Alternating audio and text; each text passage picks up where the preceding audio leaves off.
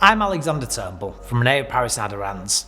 Today I'm going to share with you my colour of the month, and I'm going to show in this wig, which is Ren.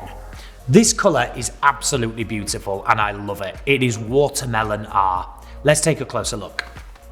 So I'm just going to take Ren off the mannequin.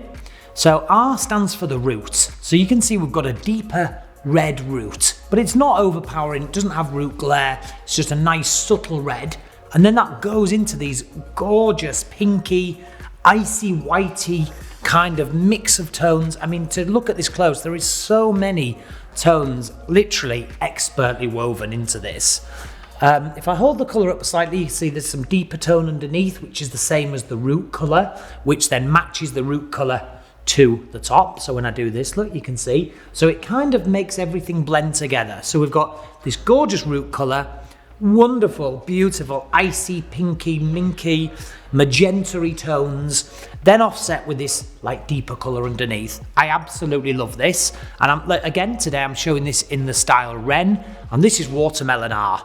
Beautiful colour.